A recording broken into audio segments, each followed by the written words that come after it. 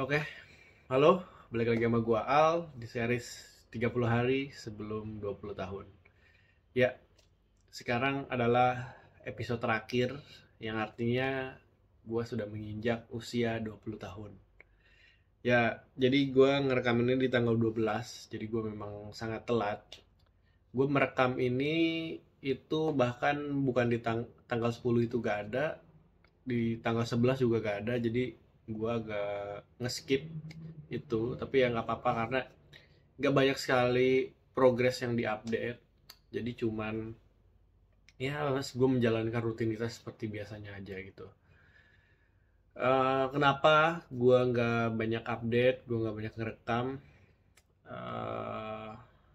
eh Sorry, tanggal 10 itu kayaknya gue ngerekam ya, gue lupa, gue aja sampai lupa gitu ya. Nah jadi kenapa gue uh, nggak banyak merekam gitu ya, nggak mendokumentasikan lagi gitu, karena gue pengen pertama ya fokus kerja, tapi yang terutamanya untuk episode ini adalah untuk gue fokus untuk merefleksikan diri di selama 30 hari terakhir ini. Jadi di video ini akan agak berbeda ya. Maksudnya secara format masih sama, tapi gue di sini udah nyiapin kayak poin-poinnya untuk video ini supaya nggak ngalor ngidul. Jadi bentar, ini laptop gue lagi mati. Wait. Ntar ya, gue pause dulu. Oke, udah nyala lagi.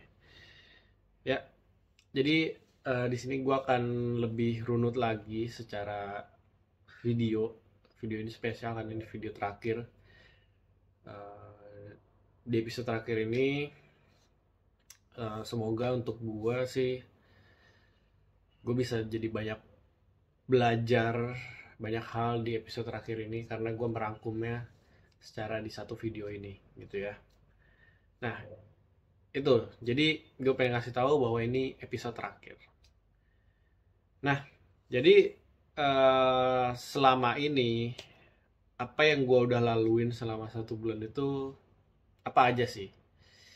Ya, mungkin kita start dari awal. Nah, jadi di awal itu em, kalau kalian ngikutin, gue ini udah langsung memulai sesuatu hal yang baru, yaitu dengan gue pengen jualan online gitu ya, menjalankan ya bisnis online sendiri dengan tujuan untuk menambah income baru gitu ya, dengan cara ya jualan online, dengan teknik, bukan teknik, iya dengan cara dropshipping. Jadi gue tanpa ada stok produk, eh, tanpa ada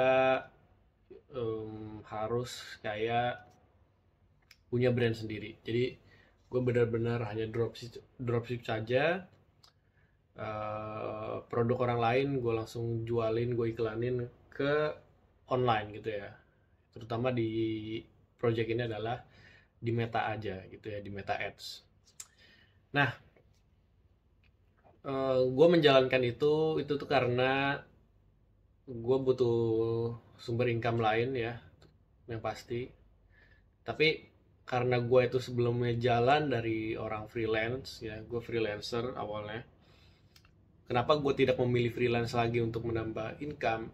Karena freelance itu sangat menguras waktu, yang dimana posisinya sekarang gue adalah digital marketer full timer di suatu agency, yang dimana kalau gue nambah load kerjaan gue sebagai freelancer di bidang yang sama itu, di scope kerja yang sama, maka gak akan ada waktunya gitu ya, karena gue udah nyoba gitu ya, maksudnya selama gue ngantor masih ada project freelance itu susah ke handle nya. Jadi gue nggak mau malah jalan ini freelance tapi gue hanya memperburuk hubungan dengan klien ya, karena mungkin ngaret atau segala macam gitu. Jadi gue sangat ingin menjaga itu. Gue jadi sangat masih menghindari lah untuk freelance. Jadi gue cari cara gimana caranya gue punya income lain dengan skill yang gue punya. Nah, yaitu caranya adalah gue dropshipping ya. Jadi dengan skill yang gue punya, gue bisa jalanin iklan dengan strategi yang gue miliki dan hal-hal teknis yang gue ngerti, dan ada platform yang support, maka gue lakuin itulah gitu ya. Jadi itu yang gue kerjain. Kenapa gue mengerjakan itu ya? Nah, jadi alasannya itu. Nah, selama yang gue udah jalan sebulan ini, gimana nih soal cara gue cari cuan tambahan ya dengan cara itu? Apa kesimpulannya gitu ya? Kesimpulannya, dengan cara seperti itu, jujur gue enjoy. Gue sangat enjoy sekali dengan cara itu. Tapi selama gue berjalan 1 bulan ini, itu challenge-nya adalah mendapatkan ROAS yang menguntungkan gitu ya. Karena apa? Eh, Mencari cuan dengan cara ini tuh, kalau kita nggak ngiklan, kita nggak dapat duit gitu. Jadi harus selalu ngiklan, bener-bener harus selalu ngiklan. Tapi ada sih sebenarnya cara organik, tapi itu di project ini belum sempat dilakukan ya. Belum sempat dilakukan, padahal pas itu gue pengen melakukan juga ya di akhir-akhir kan budget itu udah habis. Gue bilang gue pengen ngelakuin itu, tapi belum sempat. Nggak apa-apa. Jadi intinya gitu ya. Intinya si cara ini tuh harus selalu iklan ya kalau mau pengen cepet. Kalau organik pun ya itu lama dan effortnya jauh lebih tinggi, tapi ya gratis gitu. Tapi itu akan sangat banyak A/B testing dengan konten-konten organik kayak gitu. Nah, jadi secara kesimpulannya, dengan cara itu untuk mencari cuan seperti itu. Jadi challenge-nya adalah mendapat ROAS gitu ya, mendapat ROAS yang menguntungkan. Itu sangat PR banget di sini. Tapi gue sangat enjoy karena ini pekerjaan yang sangat gue banget. Tapi challenge-nya adalah mencari keuntungannya itu. Karena pertama, market di Indonesia ini, orang tuh masih ada banyak marketnya, tapi agak tricky karena kita tuh kalau main di dropship ini ya, kalau yang untuk hit and run kayak gini, itu menyasar target market yang kelas menengah sampai kelas menengah ke bawah. Nah, challenge-nya adalah untuk dropship itu kan perlu menaikkan margin kan untuk kita mendapatkan keuntungan. Nah, itu challenge-nya adalah harga produk yang jadi mahal. Jika kita pengen nambah value tambahan untuk menyesuaikan harga, itu juga susah mengedukasinya gitu. Jadi ada sangat banyak sekali challenge, gimana caranya tuh harus membuat iklan yang membuat persepsi ke target market bahwa produk yang kita jual itu punya value yang pas gitu. Jadi itu trikinya. Jika pengen kita naikin kelasnya orang target marketnya, itu juga sangat tricky gitu ya. Ada banyak hal lah yang dari sisi marketingnya, branding nih yang terutama, dan ketiga adalah ya tekniknya untuk menjalankan ordernya segala macam itu lumayan tricky gitu. Tapi ya selama berjalan waktu, gue enjoy banget karena ini masih 1 bulan pertama gue menjalankan project ini. Jadi gitu. Nah, ini gue baru ngomongin 2 poin aja udah sepanjang itu ya. Jadi gue di sini akan pause dulu videonya, lanjut di video apa direkam selanjutnya. Oke, wait ya. Karena ini udah 10 menit. Karena kalau lebih itu udah gue agak susah ngeditnya. Jadi wait ya. Oke, wait. Sip. Oke, jadi itu ya. Selama ini projectnya gue menjalankannya dengan enjoy. Jadi yang dilakuin ya, fokus pertama adalah itu menjalankan bisnis gue gitu ya. Dan yang lainnya ya gue menjalankan sehari-hari aja, gue kerja gitu ya. Dan di akhir-akhir gue pengen update portofolio sama CV gue karena gue pengen nyoba-nyoba lah apply ke perusahaan lain. Hmm, karena gue penasaran aja gimana sih apakah value gue diterima gitu ya di company lain gitu ya. Itu sih, itu hal kecil yang dilakuinnya selama 1 bulan ini. Tapi yang gue pelajarin juga, eh, gue melakukan kedisiplinan di sini. Kedisiplinan soal gue punya project, kedisiplinan soal ya tentu aja waktu, kedisiplinan soal ketekunan gitu ya, kedisiplinan soal apa yang ingin dijalankan itu disiplin gitu, dengan strategi yang disiplin, dengan cara yang disiplin gitu. Maksudnya adalah fokus gitu ya. Jadi itu sih yang gue lakuin untuk melatih itu semua ya. Oke, poin selanjutnya adalah apa yang dipelajarin dari project yang dijalankan. Nah, yang dipelajarin sih banyak ya. Tadi udah sebenarnya beberapa halnya udah disebutin ya yang tadi. Nah, untuk di project yang di jalan ini apa aja yang dipelajarin itu sangat banyak banget teman-teman. Jadi pertama gue mempelajari soal marketnya. Ini pertama kali gue mempelajari soal marketnya, yaitu dengan kontekan langsung dengan orang-orangnya gitu ya. Gue mempelajari dari segi orang-orang komunitasnya gitu, maksudnya komunitas yang ada di dalam sini gitu ya, sebagai advertiser gue mempelajari juga gitu kayak oh ternyata cara mainnya begini ya gitu, dengan kita bisa loh tetap bisa jualan dengan hit and run dan marginnya pun bisa tebal dengan cara sekian-sekian gitu. Nah yang sangat gue pelajarin adalah bahwa produk itu sebenarnya gue tadinya sangat percaya banget gitu ya, mau produknya sesampah apapun kalau kita jago jualan bisa laku ya, tapi gue masih sedikit nggak percaya juga sih soal itu karena eh, memang kekuatan marketing itu sangat powerful kalau kita beneran jago gitu ya. Jadi soal bisnis yang gue jalankan ini ada keterbatasan gitu ya. Jadi yang pertama adalah keterbatasan source of kontennya, materi-materi iklannya itu sangat terbatas. Jadi kalau pengen sesuai kreativitas kita sendiri itu perlu production yang sangat serius gitu ya. Sedangkan di project ini gue sangat mengejar waktu gitu. Sebenarnya bisa aja gitu karena misal produk apa nih? Apa ya? Contoh ini aja dah. Misal ini herbal gitu ya. Produk herbal ini nggak dikenal kan, ini out of nowhere gitu ya. Kalau gua asal jualan aja dengan materi yang apa adanya yang udah disediain gitu ya, ya gua akan sama aja seperti yang lain gitu.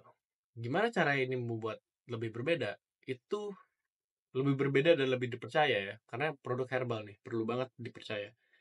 Lebih berbeda, lebih berbeda bisa dengan konsep iklannya yang lebih kreatif gitu, bisa membawa dari behaviornya orang-orang yang spesifik soal si produknya, soal target market. Oke, baterai gue udah 5% bangke.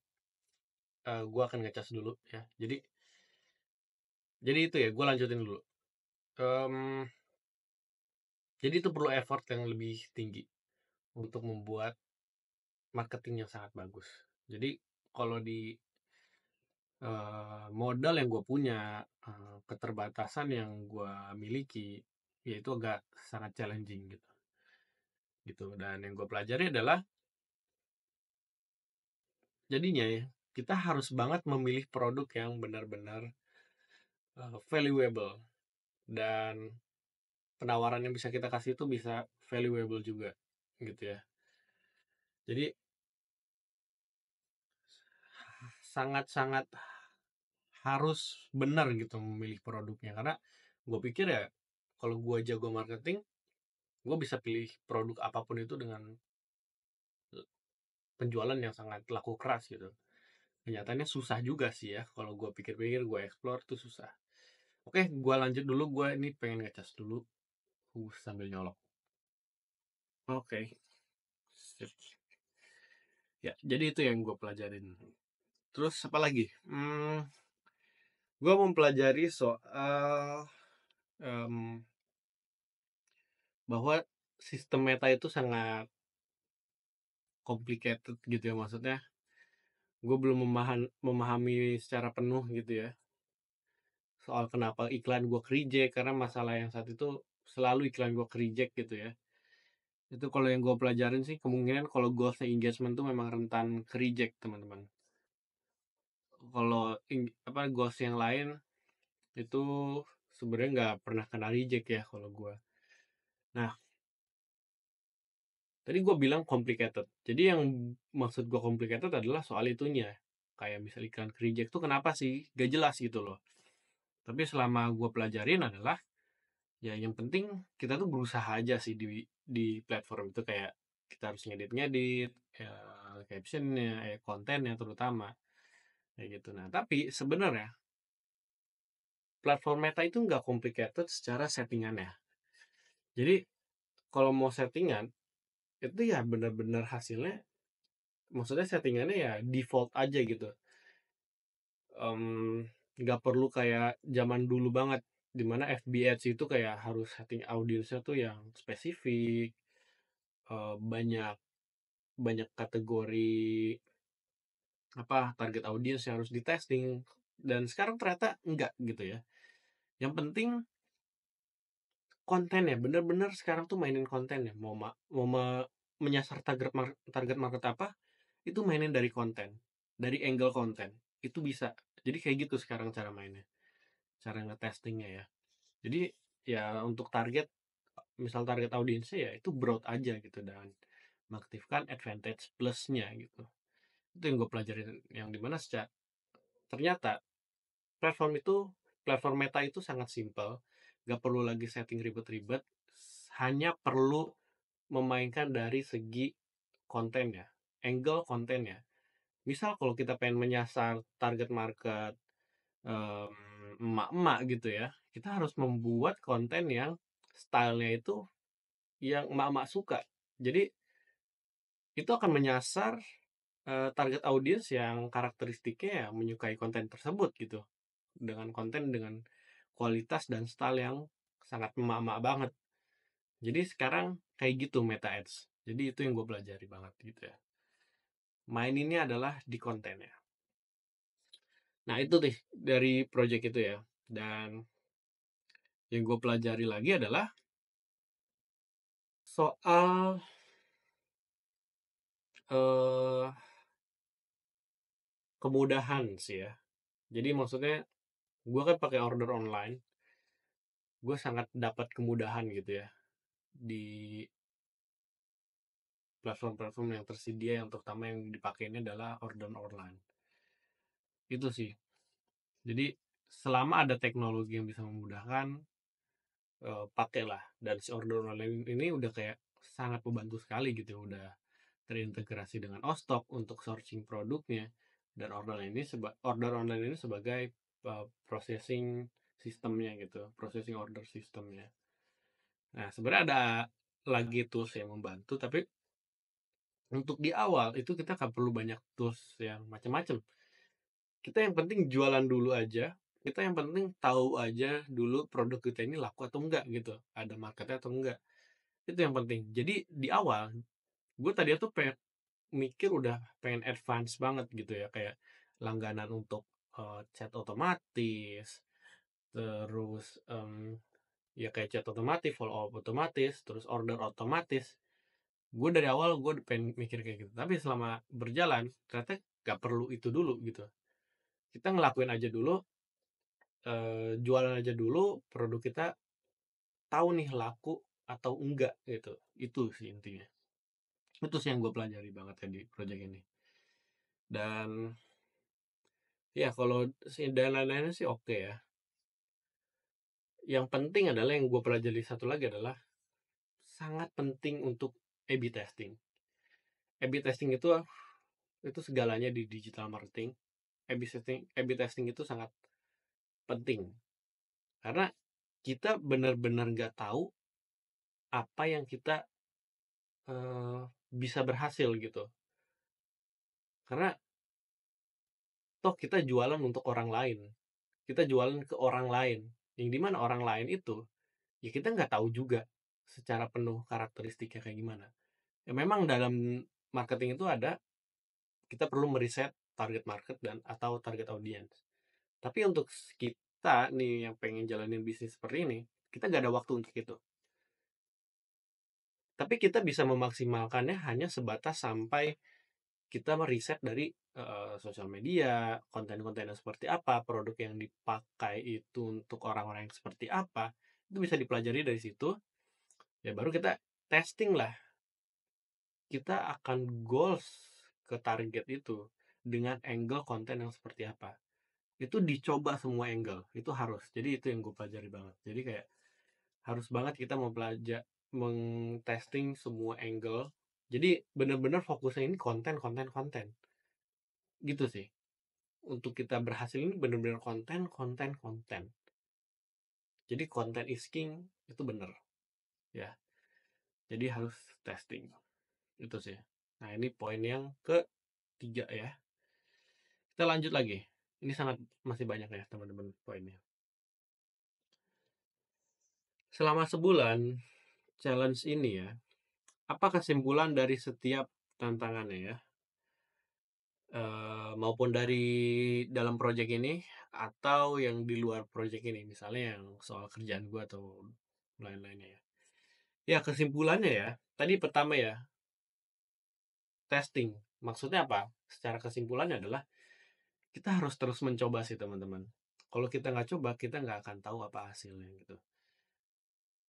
Apapun yang kita mau, kita nggak akan benar-benar tahu. Sekalipun kalian punya mentor pribadi gitu yang punya ratusan miliar kali duitnya, terus kalian diarahin, kalian ngejalanin itu juga pasti akan bingung sendiri. Kalian akan masih mempertanyakan. Pertanyaan kalian nggak akan ada habisnya. Jadi yang harus kalian lakuin adalah melakukannya. Testing aja, cobain aja, lakuin aja gitu. Kita nggak akan pernah tahu apa hasilnya kalau kita nggak akan pernah mencobanya. Jadi udah sih, secara kesimpulan bener-bener itu aja. Kita harus coba aja sih bener-bener kayak gak usah banyak overthinking. Itu permasalahan yang menurut gue banyak orang alamin ya. Gue nggak tahu ini apakah permasalahan Gen Z aja, apakah orang lain juga. Tapi gue yakin banyak orang lain bukan kayak per generasi Z atau gen millennials atau malahan apalagi gen alpha gitu ya. Enggak, tapi gue ngelihat ini juga di banyak orang sih. Selalu overthinking. Dan itu yang gue alami juga sebelum di project ini. Jadi gue di project ini sangat mendobrak itu bahwa gue harus testing, testing, dan testing. Karena kalau kita nggak coba, kita nggak akan tahu. Jadi maupun yang di luar project gue jadi selalu men-challenge diri gue sih. Untuk ya yang penting nyoba aja dulu gitu. Tapi sebelum mencoba dulu, tetap harus cari tahu dulu apa yang pengen kita lakuin. Jadi biar ada petanya aja gitu. Biar kita nggak terlalu, mohon maaf, bodoh. Maksudnya kita jalan dengan buta, dengan kacamata kuda. Bahkan bukan kacamata kuda, tapi kacamata yang tertutup. Kita yang bisa lihat. Jadi kita jangan kayak gitu ya. Itu sih yang gue pelajarin ya. Oke, lanjut di poin ke selanjutnya. Oke, ini agak lebih personal ya untuk di poin ini. Jadi gue akan ceritain gimana bisa sampai di ya titik ini gitu ya. Gue ngomongin di titik ini bukan artinya gue udah sukses atau kayak gimana ya. Gimana gue bisa sampai di titik ini gitu ya. Bisa jadi seorang full timer di usia 19 tahun. Sekarang gue udah masuk 20 tahun. Itu gimana gitu loh. Sedangkan gue cuma lulusan SMK doang. Dan kalau gue rasa dengan sepengetahuan gue lihat sekeliling gue maupun di lingkungan sekeliling gue nih ataupun di sosial media, nggak banyak ya orang yang kayak bisa udah baru lulus SMK itu jadi full timer, itu agak jarang sekali. Karena biar itu entry-nya tuh sulit, karena orang punya stigma bahwa oh ini orang belum siap kerja, usia segini masih belum siap kerja. Dan itu gue patahkan semua gitu. Gue di usia 19 tahun udah bisa masuk sebagai full timer. Karena apa? Karena gue udah memulainya dari sejak sekolah yang tadi gue bilang tadi ya. Jadi secara background gue background dari keluarga, ya gue kayaknya nggak akan ngomongin keluarga sih. Maksudnya gue mungkin ngomongin aja soal background hidup gue tuh kayak gimana sih gambarannya. Jadi ya gue masuk dari keluarga lagi kan. Gue masuk dari kondisi kehidupan yang biasa-biasa saja. Gue hanya benar-benar berkecukupan. Bahkan di masa-masa SMP, bahkan SD, itu pokoknya dari SD SMP, gue selalu nunggak bayaran sekolah gitu ya. Jadi kebayang lah ya keluarga, apa maksudnya, kehidupan gue gitu ya. Kalau sekolah aja nunggak, biaya sekolah nunggak, bahkan gue pas SMP tuh sampai lulus SMK, iya sampai lulus SMP, itu gue masih ada tunggakan di SMP gue. Jadi belum dibayar-bayar. Itu yang terjadi. Itu makanya kenapa gue sangat punya dorongan untuk melakukan ini semua, memulai semuanya dari usia yang sangat dini gitu ya. Dimana orang-orang lain mungkin ya hanya fokus sekolah dan ya sekolah seperti biasa, kuliah. Sedangkan gue itu fokus gimana caranya gue bisa menghasilkan sendiri, gue bisa berdiri sendiri. Itu yang gue selalu perjuangkan dari dulu gitu ya. Oke, ntar gue pause dulu.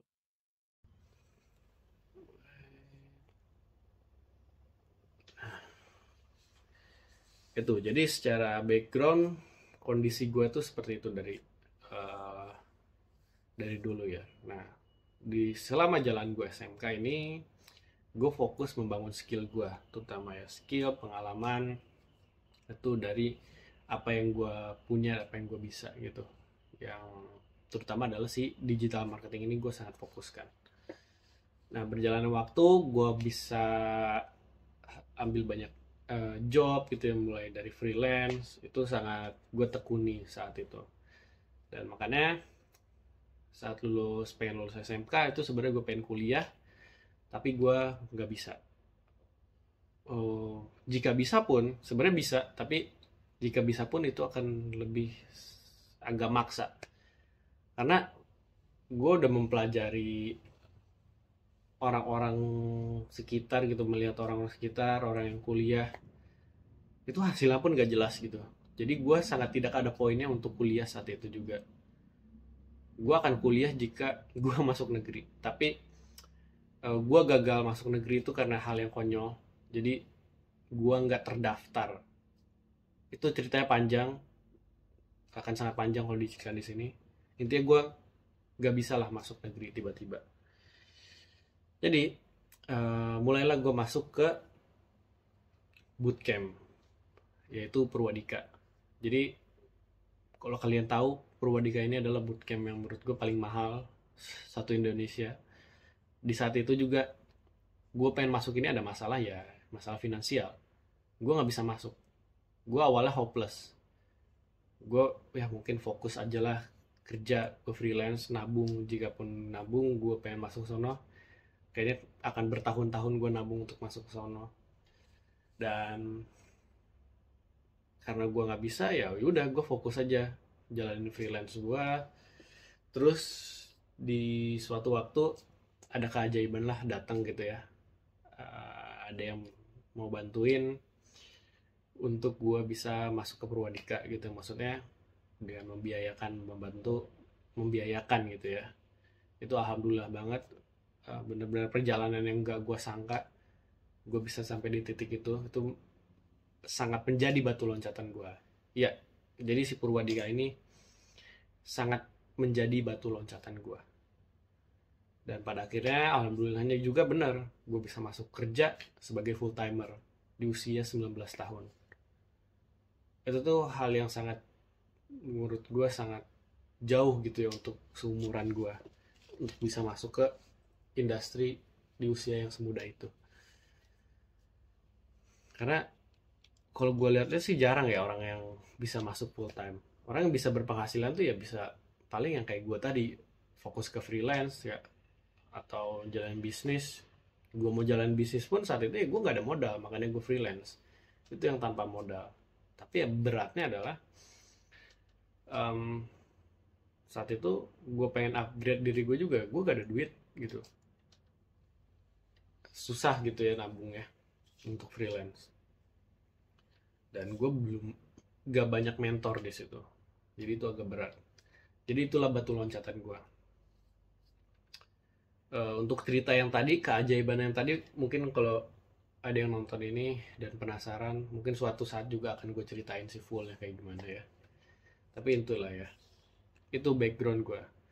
Jadi sekarang ya gue full timer, dan secara full timer ini gue masih ngerasa butuh income tambahan, jadi gue melakukan ini semua.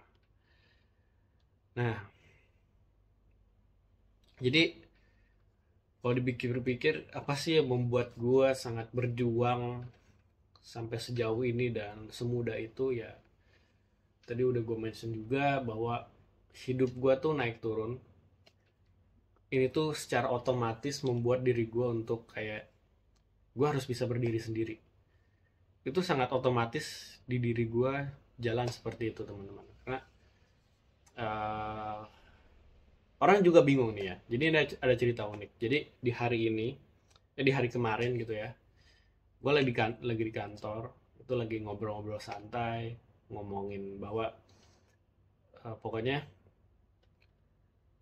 ada teman kantor gue ini, dia bilang tuh kayak intinya tuh, Al, lu tuh kayaknya harus kuliah deh. Lu mendingan kuliah, lu jangan terlalu fokus lah. Maksudnya jangan terlalu, eh, terlalu dewasa sebelum usianya gitu. Maksudnya ya gue udah cari duit sendiri, fokus cari duit, jangan dulu lah gitu ya. Lu tuh masih muda banget, masih 20 tahun nih gitu, have fun aja lah gitu. Nah, di situ gue bingung dengan pertanyaan itu, dengan saran itu ya, karena di diri gue nggak bisa kayak gitu teman-teman. Iya, secara kondisi sebenarnya sangat bisa kayak gitu. Gue udah sangat bisa untuk, ya gue minta aja kuliah gitu, gue pengen kuliah, gue nggak mau kerja lagi, itu sangat bisa teman-teman sebenarnya.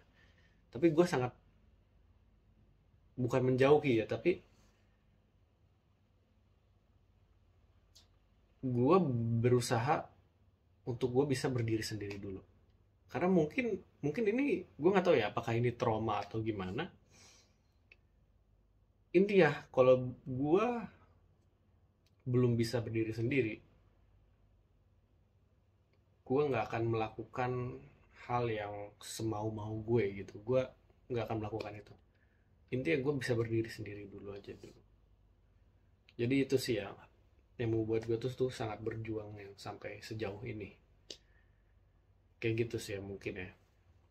Jadi kadang orang, ada orang yang bingung ternyata ya kenapa gue kayak gini. Terus, titik apa sih yang paling mengubah hidup gue ya sampai di titik ini lagi? Jadi gue nggak tahu ini kalau gue cerita ini apakah terlalu personal atau enggak. Tapi intinya ada di titik ini tuh masih belum lama, kayaknya antara 2022 apa 2023 gitu, apa 2021 akhir gitu ya, gue lupa. Jadi ada di titik dimana hidup gue tuh sangat hopeless banget teman-teman. Gue ngerasa di situ adalah titik gue punya mimpi sebagai anak remaja itu mati di situ. Jadi itu lah yang semakin membuat gue menguatkan diri bahwa gue harus bisa berdiri sendiri. Itu hal yang sangat mengubah hidup gue. Gue sangat jadi berjuang lebih keras, lebih memikirkan hal ke depannya jauh lebih serius gitu ya. Itu di titik itu gue sangat muter otak banget. Gue kayaknya belum siap untuk menceritakan ini semua. Tapi intinya di titik itu, di tahun 2021 akhir itu sangat mengubah hidup gue. Um, dan pada akhirnya di saat gue mikir kayaknya hidup gue tuh udah abis, sudah maksudnya hopeless banget, ya datanglah kayak tadi kan keberkatan soal gue bisa tiba-tiba masuk ke Purwadika, yang dimana padahal tuh biayanya sangat-sangat mahal bagi gue. Kalian bisa cek aja sendiri tuh harganya berapa. Itu sih yang menurut gue, momen itu mengubah hidup gue. Dan di pada akhirnya gue ternyata hal yang sangat berat, momen yang sangat berat itu ada bayaran ya teman-teman. Tapi nggak, maksud gue di momen itu apapun bayarannya sih, gue yakin ya memang ada bayaran yang sepadan. Maksudnya bukan bayaran sih, maksudnya gue dikasih cobaan mungkin ya, untuk ya gue bisa sampai di titik ini. Dan Tuhan yang membantu itu semua gitu. Jadi Tuhan, ya pada akhirnya gue bahkan sampai di titik itu gue sangat membenci apa yang dunia ini lakuin ke gue gitu. Sampai di titik kayak gitu, sangat membenci gue di saat itu. Nah, pada akhirnya semua gue ngerti bahwa pada akhirnya akan baik-baik saja gitu. Sampai di titik ini masih gue masih nggak nyangka gue bisa tinggal di Jakarta sendiri. Itu benar-benar hal yang gak gue sangka banget. Itu sih, jadi di tahun 2021 itu titik yang paling mengubah hidup. Tapi di sini gue belum bisa ceritain detailnya karena gue belum siap aja. Karena kalau gue lihat-lihat udah ada yang nonton nih video gue nih. Ya itu dia. Gue akan pause lagi. Oke, lanjut. Apa kesimpulan yang bisa dibagiin ya untuk gue ketika gue menonton ini lagi, atau ya mungkin teman-teman yang nanti nonton, apa sih yang bisa dibagiin di akhir episode ini gitu ya, sebagai gue sudah menyentuh usia kepala dua. Ya, gue sih cuman pengen bilang,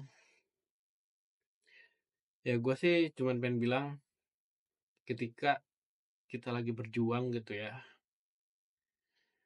jangan pernah ada sedikit pun berharap ada orang yang benar-benar peduli sama lo gitu. Ketika lu lagi memperjuangkan sesuatu, lu jangan harap, aduh, gue kok gak ada yang ngepeduliin gini ya, gue gak ada yang merhatiin kayak gini, gue gak ada yang nemenin gini ya. Pada akhirnya, karena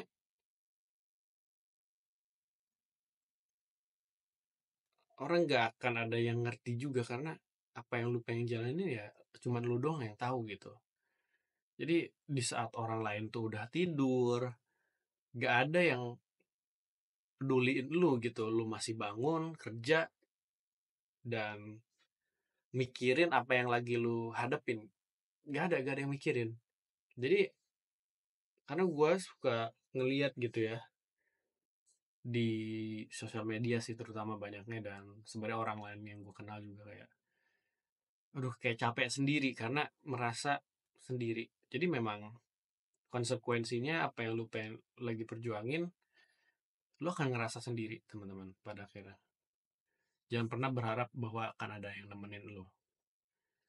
Ketika ada yang nemenin lu, itu suatu keberkahan teman-teman. Ya lu harus bersyukur ada yang bisa nemenin lu dan membantu lu bahkan. Ya itu lo harus syukurin gitu ya. Karena itu ya hal yang sangat langka bagi kalian yang lagi berjuang menurut gue. Jadi hmm, intinya adalah fokus ke diri lu sendiri gitu ya. Karena lu tahu bahwa yang lu lagi perjuangin ini adalah untuk diri lu sendiri dan pada akhirnya nanti juga untuk eh, keberkahan untuk orang lain. Semakin lu upgrade diri lu pasti akan semakin berdampak juga untuk banyak orang. Jadi jangan mikirin outcome-nya bahwa wah orang harus peduli sama kita. No, nggak usah. Ini toh buat diri lu sendiri juga gitu. Jadi ya kayak gitu. Dan ya terakhir di titik episode terakhir ini ya, yang pengen gue bagiin adalah orang itu orang itu kadang takut banget bahwa dia pengen upgrade diri sendiri. Orang itu takut banget untuk upgrade diri sendiri karena takut akan perubahan. Kenapa takut akan perubahan? Karena takut akan diomongin sama teman-temannya. Takut diomongin sama orang-orang terdekat. Kok lu jadi begini sih? Lu jadi begini? Takut gitu loh. Padahal yang membutuhkan perubahan itu diri lu sendiri. Coba lu pertanyakan lagi ke diri lu sendiri. Kenapa lu harus takut sama omongan orang gitu? Dengan perubahan lu yang pengen banget ada perubahan ekstrim di diri lu. Pengen diri lu tuh nggak gitu-gitu aja gitu. Jadi kenapa harus takut gitu dengan omongan orang lain? Ini harus banget lu pertanyakan gitu. Karena toh impactnya juga akan ke diri lu sendiri gitu. Apa untungnya juga mereka yang ngomongin lu gitu. Jadi eh fokus aja apa yang lu pengen gitu. Tutup kuping, jangan peduliin omongan orang lain karena sesungguhnya yang paling ngerti diri lu adalah ya diri lu sendiri. Nggak ada orang lain. Orang lain nyaranin ini nih. No. Yang tahu sebenarnya apa yang lu mau adalah diri lu sendiri. Ya, kalau ada saran-saran orang lain ya dengerin aja. Tapi lu harus filter juga ini bermanfaat gak nih saran ini. Ini yang ngasih saran kehidupannya itu kehidupan yang gue pengen atau enggak. Kalau misal dia ngasih saran ini kehidupan yang gak jelas gitu ya. Kehidupan yang sampai sekarang lu lihat tuh orang kayak gak jelas gitu ya. Ngapain lu harus dengerin? Ini salah satu case dimana ketika ini banyak banget ya. Ini bukan gue ngomongin ke satu atau dua orang, tapi ini banyak banget yang gua terima omongan kayak, oh lu tuh harus kuliah dong, kayak mendingan lu kuliah aja, nggak usah kerja dulu. Nanti kalau lu udah kerja, udah punya duit, lu nanti nggak akan mau belajar. Bro, gue lebih suka duit. Itu mindset yang aneh menurut gue karena kalau lu udah punya banyak duit lu pasti bakal malas kuliah, lu bakal malas belajar. Bro, gue lebih suka duit. Kalau gue punya banyak duit, ya gue bisa belajar apapun ini di dunia ini, gitu. Itu mindset macam apa gitu kayak, udah mendingan buru-buru kuliah daripada sebelum lu punya banyak duit jadi malas. Lu mendingan gue punya banyak duit dulu daripada gue kuliah. Gue punya kebebasan kalau gue punya duit, udah gitu aja. Makanya lucu banget. Jadi ini gue yakin bukan gue doang yang bisa nerima kayak gini. Gue yakin pasti orang-orang yang seumuran gue yang udah kerja pasti dapat omongan kayak gitu. Udahlah, ayo buru-buru kuliah, buru-buru kuliah. Nanti kalau lu udah banyak duit, lu jadi males. Bullshit, jangan didengerin. Gue yakin banyak banget yang terpengaruh sama omongan kayak gitu.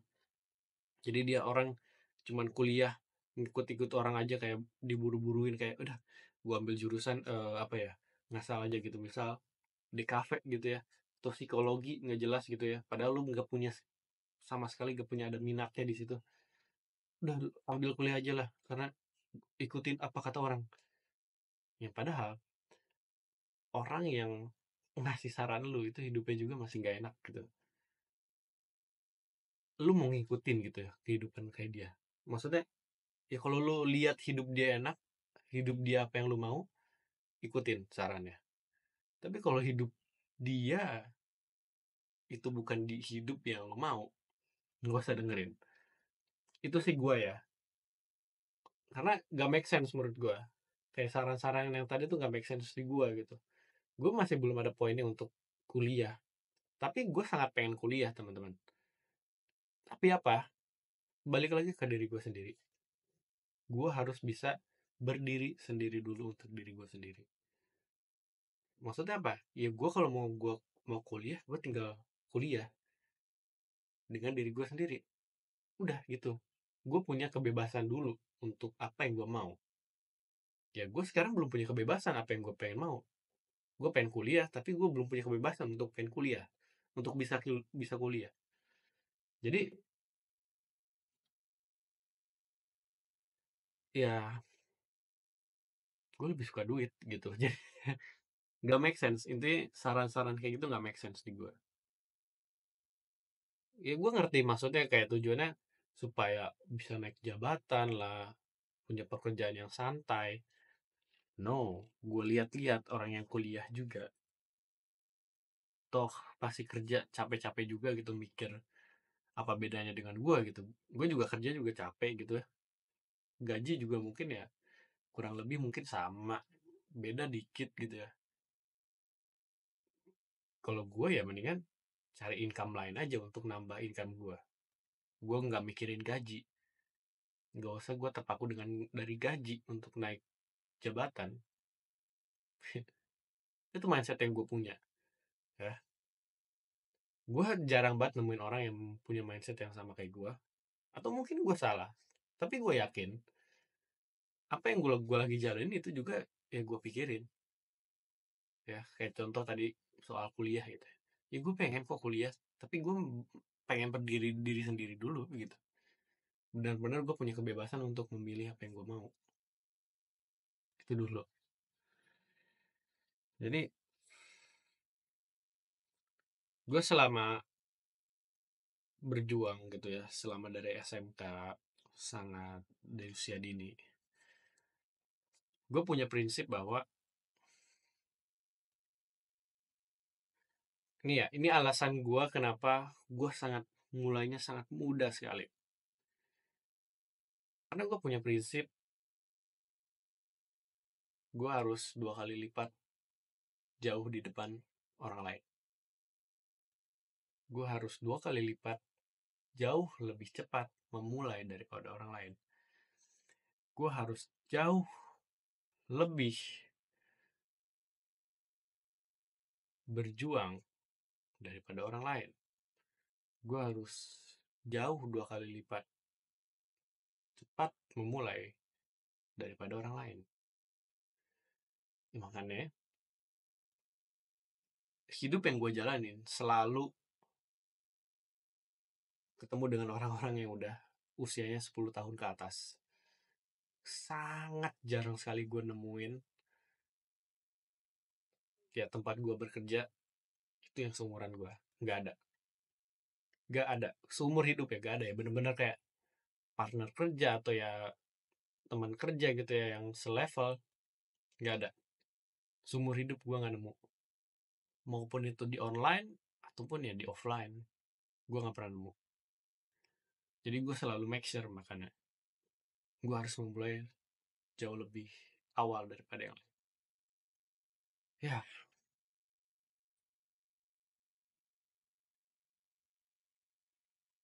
tapi ya dengan proses gue ini, gue masih perlu banyak berusaha lagi. Ntar ya gue pause.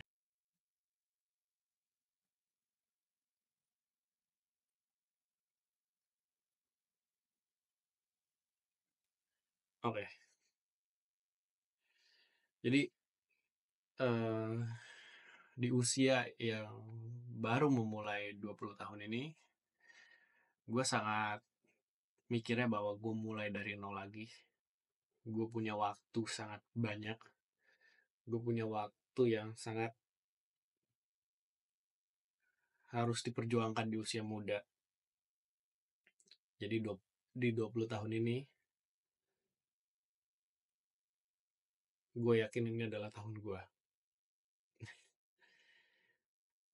Di usia 20 tahun ini, gue yakin ini adalah tahunnya gue. Tahun dimana semua apa yang gue tanam itu akan dituai. Di usia 20 tahun, gue yakin ini adalah batu loncatan gue. Di usia 20 tahun, ini adalah kedekatan gue soal apa yang gue mau. Di usia 20 tahun,